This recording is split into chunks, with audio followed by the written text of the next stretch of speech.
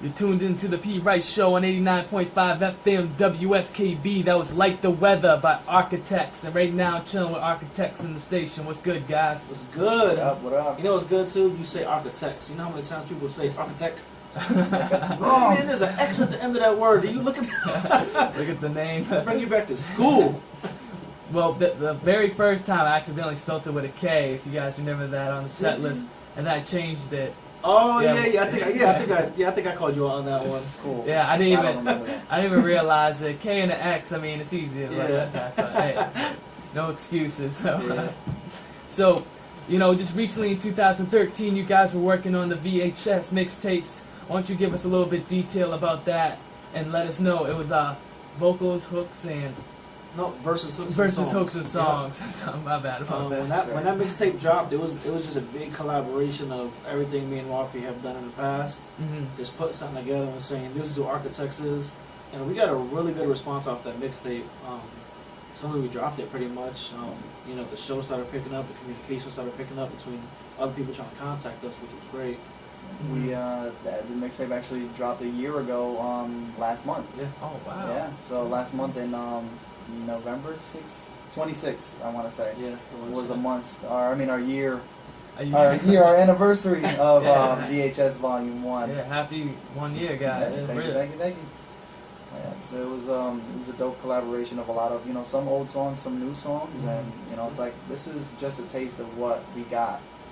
We've matured as artists, the both of us, to be prepared for our next stuff. Who were the majority of producers that produced VHS? There was a lot of people. Yeah, I mean, my stepbrother, as I mentioned, the one that produced Like the Weather, he produced a lot of a lot of the tracks that I was on. But there was some stuff that we just got, some industry beats that we went over. Like we did Fad, You Be Killing Them. We went over that beat, did our own thing. And I don't even remember a lot of those. There was a lot of local producers that we used to associate ourselves Mostly with. Connecticut. Yeah. Yeah, well, that's what's good on mixtapes too, because the mixtape, you're able to have a wide variety of different music. Like when you're working on an album, you know, you have like a set theme, and you really got to put a lot into it. And you still do with a mixtape, but you can give so much more of a variety of what you can do. Like we had 26 songs on the first mixtape, something like that. I think it was 24, yeah. Like we had a lot of songs on the mixtape okay. because we had like little drops and little freestyles in between tracks, which again gives more variety. Like, oh wow, I didn't know he could do that. I didn't know he could sing like that. Where can the people that are listening to the show right now be able to check out the mixtapes? Yes, that one's actually on thatpiff.com. Thatpiff.com. Just look up Arkatex and it pulls right up. Which is Arkatex. that. Definitely, man. We gotta be repeating that for the rest of the Right? night, man. Absolutely. Gotta get the links out there, you know, get the proper titling Yes. out there. So now you guys talking about mixtape, how you guys can be more freely with the not even the creativity, but kind of like the topic wise and what you want to do compared to an album, which is kind of like one focus. But just recently, you guys released a makeup. I don't even know what you call it. a cover. I don't know why I said makeup, but a cover or a parody of the classic song "I Love the Coco." Would you guys want to go into that about that? You know what's funny? It's not even a classic. That song dropped like 2 months ago. But it was funny because I had never heard the song when I first dropped it, and I ran into it on Facebook. I think Busta shared a performance, and I'm like, what is that song? So I looked it up, and as soon as I heard it, I was like, oh, this song is dying for a parody. And at the time, I didn't see no. I looked on YouTube everywhere. Next day, I dropped that song. Like I had the whole day free, so I was in the studio the whole day. I made sure it was mixed right, everything, and I was like, you know, it got to be something catchy. And like when I hear Coco, I think of hot cocoa. Yeah. You know? So I was like, you know what, we're gonna make a whole Christmas theme out of this, and surprisingly, like the song is blowing up. Yeah, it's ridiculous. You know, we have our SoundCloud, Arkatex Music, and on SoundCloud, within the first couple weeks, it maxed out. It's free download. You can even download it now. 100 people download it. It's got over, I think, 2,000 listens. Yeah, and on YouTube, it's pretty close to 5,000. And that's not bad for not having a video. 5,000 plays on YouTube. We actually just this past Sunday recorded a video for it. I'm like, you know what? If it's getting that much response with just an MP3 on YouTube, what's gonna happen if I throw the video up there? So we did that. Should be dropping within a week. We're waiting to hear back on that. Is the video parody like? Is it Yeah. funny? Oh, Is it yeah. entertaining? It's Yeah, entertaining to say the least. There's I mean, a lot of cocoa going on. Yeah, we had cocoa on the table too. Marshmallows It was just are different crazy. cocoa. Just like it. Oh man, I look Yeah. forward to that. That's Yeah, gonna it's be gonna be that's fun, gonna be but- entertaining.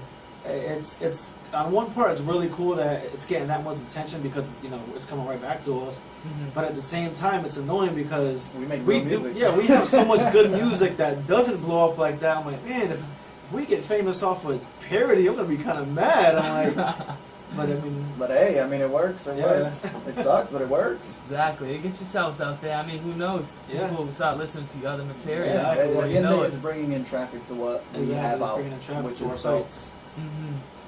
No, definitely. That's dope. That's dope. Yeah. And so, now, what's next for Arkatex? I know you guys been talking about you want to get down to releasing a debut.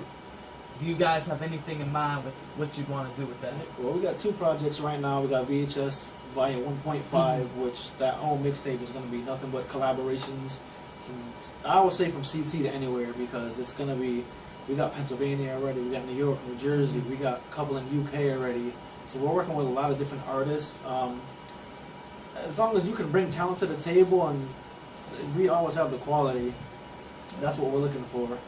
On top of that, we are working on Volume 2, which is going to be just the Arkatex. Obviously, we'll have a few features there as well. So we're looking for early 2015 as far as 1.5, late 2015 for Volume 2, and then from there, kind of call it as it goes. Yeah, after that, because I mean, you can only do so many volumes of a certain Yeah. product. When after that, you try to expand your sound and try to broaden, your horizons, I guess. Because I mean, 1.5, like Unique just mentioned, it's going to be pretty dope with all the collabs. We get a lot of local talent plus talent that's elsewhere that many people probably have no idea who they even are. Which is, who cares? Like, listen to what they're saying. Like, they're pretty dope. We're not just taking anybody who just throws a track at us like, hey, can I work with you guys? Like, no, we're actually taking a look. Okay, this guy's actually pretty decent. Let's put him on a track. Oh yeah, I mean, Absolutely. we've definitely turned people down, which it's hard to do because we know how the grind is. We started from the bottom. We're still not at the top. But just sometimes you hear stuff and you're like, nah, I can't work with that guy. It's not there. So it's finding the right words to stay professional. That's one thing we really pride ourselves on, being professional. I don't just say, no, you're whack. I'll come up with a whole paragraph and we've turned people down even for beats and stuff. I'm like, that's not what we're looking for right now. Listen to what we got, see if you can come up with something, listening to what we already have. Yeah, Exactly. I mean, it's compromise. it's good to get out everywhere you can, but eventually you gotta step up and say, you know what, I can't be on a sound like that, or that quality isn't what I'm looking for, because that's not gonna be on the radio. Exactly. Like, let a super trap beat come at me. It's like, yo, I sing. What are you doing? What's wrong with you? Like, give me some R&B stuff with some piano, maybe some strings in there. I got you, but chill with all that other craziness. How would you guys say is the Connecticut hip hop and R&B scene? There's not a huge R&B scene. No, it's not. There's definitely a huge hip hop scene going on right now, and I mean, this shows 3-4 times a week in Connecticut. It's just picking and choosing which ones are worth your time and worth your product.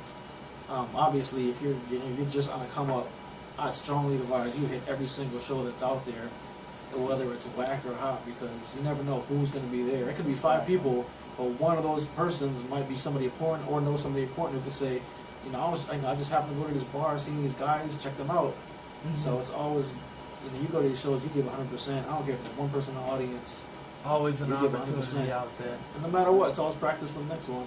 Exactly. I mean, if you can gain just one new fan out of everything, why not? Absolutely. I mean, it's like missed opportunities if you don't go out there and do your thing. What would you say is one of the hottest venues right now out in Connecticut for the hip hop scene? As far as like the Hartford area, it gotta be Sully's. Sully's is a huge music scene, not even just for hip hop. They do a lot of rock there too, but like the live shows they have there, Chill.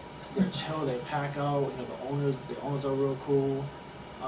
But got just the good scene pizza next itself, door. there's such a good vibe there.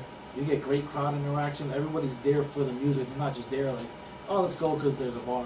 They're actually there to see the music and support, which is great. And it's not just, artists that are flocking there. Like, no, these are people who are like, oh, I know Sully's. There's a hip-hop event going on. Exactly. Let me go check it out. Into the music scene. Yeah. Because I've actually been there once, because ESP actually performed there once. Yeah. And I think it was an open mic. They were doing their DJ Neb. Okay. They usually do like open mic, I think, like was every DJing. Tuesday or something like that. Yeah, and it was a dope place, and Yeah. I you know, I definitely enjoyed it out there, the Connecticut scene. You know, I don't get out there too often. So, you guys plan coming into the Massachusetts hip hop scene at all? I would love to. It's just love to finding the do right any of places to this. go and you know who to work with.